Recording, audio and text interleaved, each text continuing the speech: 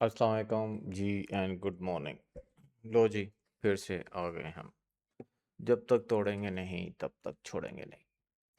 अच्छा जी, देखते हैं जी मार्केट के ऊपर क्या सिचुएशन चल रही है, क्या सूरत हाल चल रही है। जैसे कि सबको पता है कि मिडिल ईस्ट की सिचुएशन इस टाइम जो है वो नॉर्मल नहीं है। जंग के हालात हैं, कंटिन्यूस जो है सिचुएशन जंग की वॉर की चल रही है। नॉट अ गुड साइन, अच्छी चीज़ नहीं है। बट क्या करें, this is what it is, यही है। अच्छा, मार्केट को देखते हैं जी। मार्केट क्योंकि सिचुएशन ऐसी है कि पैनिक है, हर तरफ क्रिएट हुआ पड़ा है। और ऐसी सिचुएशन के अंदर आपको पता है कि हमेशा गोल्ड जो है वो बाय साइड पर ही जाता है। क्यों जाता है? Safe haven.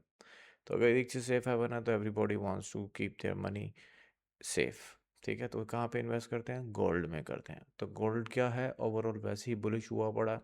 कल मार्केट ने, अगर मंडे को आप लोगों ने एक चीज़ नोट की तो मार्केट ने गैप अप ओपनिंग की थी। गैप अप ओपनिंग करने के बाद एक अच्छा खासा गैप दिया था। उसके बाद मार्केट ने रिट्रेस करने के बाद, जो कि नॉर्मली गोल्ड की मूव रहती ही रहती है, मार्केट रिट्रेस करती ज़रूर है। मार्केट फिर ऊपर गई और फिर जहाँ से मार्केट ने ओपन किया था फिर उसी को आके टैप किया। टैप करने के बाद मार्केट अब दोबारा अपनी फॉर्मेशन बाय साइड पर ही रखी हुई है। अच्छा जी, अब सिचुएशन क्या है? सिचुएशन ये है भाई, सिंपल है। जब तक आपका ये वाले एरिया आपका, जब तक H4 का स्ट्रक्चर शिफ्ट नहीं हो जाता डाउन साइड पे, सेल के बारे में तो हम सोचेंगे ही नहीं।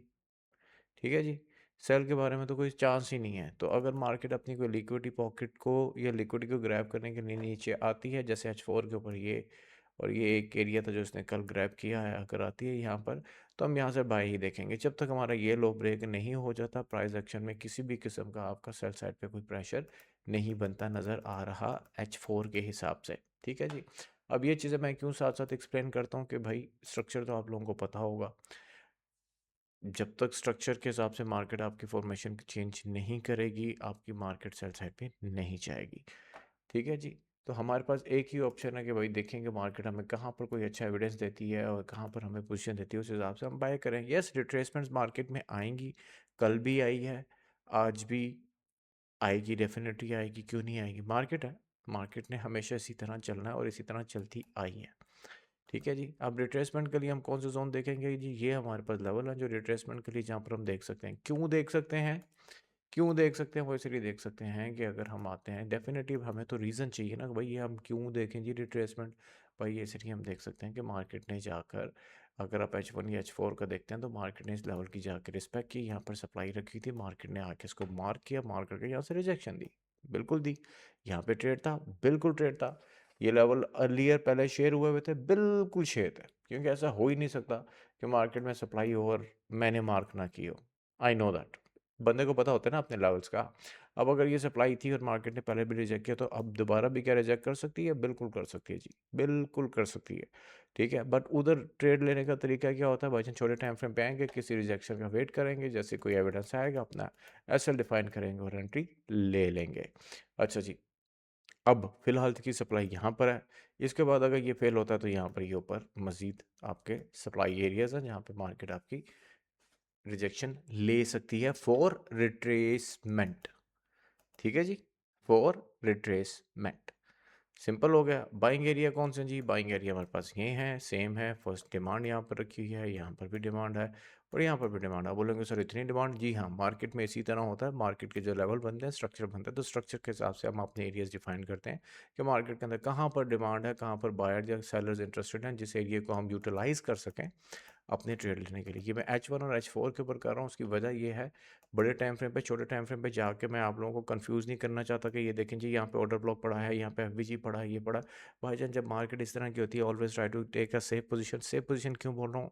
इसलिए बोल रहा हूँ कि मार्केट की वोलेटिलिटी इतनी हाई है कि एक एक मिनट की आपको 200 300 पिप्स की मार्केट की मूव मिल रही है। तो जब इस तरह की मूव मिल रही है तो आप उन एरिया पे अपने ट्रेड को परफॉर्म करने की कोशिश करें जहाँ पर आपके चांसेस ऑफ सक्सेस ज़्यादा हों एज़ कम्पेयर टू, ना कि वीक एरियाज पे। ठीक हो गया?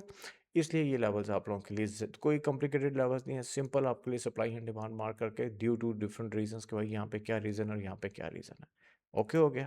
लेवल्स आपके सामने हैं, इनको देखिएगा, इस हिसाब से यहाँ पर कोई एविडेंस आता है तो इस पे आप अपना ट्रेड ज़रूर एग्जीक्यूट कर सकते हैं। ठीक हो गया जी? चलें जी, आप लोगों का आज का तोहफा आप लोगों का जो तोहफा है वो भी आपको दे दें।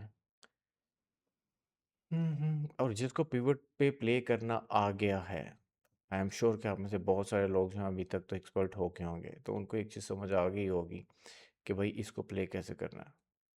प्ले कैसे करने का मतलब ये होता है कि आप लोगों को आइडिया हो चुका होगा कि ये वाला जो एरियाज हैं ये कितना इंपॉर्टेंट होता है एज ए डे ट्रेडर, क्योंकि ये हमें वो एरियाज है जो हमारा मोमेंटम कंटिन्यू करता है या मोमेंटम को रिवर्स करता है, और डे ट्रेडर का काम होता है मोमेंटम पकड़ना।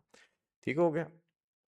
हमारा काम नहीं है। अब मैं यहाँ से अगर कोई ट्रेड प्लान करता हूँ, ये बोलूँ कि यहाँ से बस ठीक है जी, मैंने प्लान करना मार्केट 5500 तक की जाए, नहीं भाई, एज ए डे ट्रेडर 5500 तक जब तक जाएगी, मैं तो बायर ही हूँ, तो 55 तक जाते जाते हो सकता है मैं कम से कम 15-20 एंट्रीज ले चुका हूँ बाय की। ठीक है, अपना प्रॉफिट लूंगा, ट्रेड सिक्योर करूंगा, साइड पे बैठूंगा, प्रॉफिट लूंगा, ट्रेड सिक्योर करूंगा, साइड पे बैठूंगा। This is what trader should do, और जो अच्छे ट्रेडर वो हमेशा इसी तरह करते हैं। No over trading, smart trading with a proper plan, जहाँ पे आपका एक target hit, particular target hit हो जाता है और आपका प्रॉफिट आ जाता है, अपना प्रॉफिट लेके मार्केट से आउट हुआ करें, और ओनली उतना रिस्क अंदर छोड़ा करें ब्रेक इवन के साथ जितना आपको यू कैन अफोर्ड, कि ठीक है यार कोई फ़र्क नहीं पड़ता, गया तो ठीक है, गया तो बाल आया तो पहाड़, सिंपल। ठीक है जी, चलें भाई को दें इजाज़त, दुआ में याद रखें, इंशाल्लाह ताला आज लाइव पे मिलते हैं। तब तक अपना ख्याल रखें, अल्लाह हाफिज़, बाय, टाटा।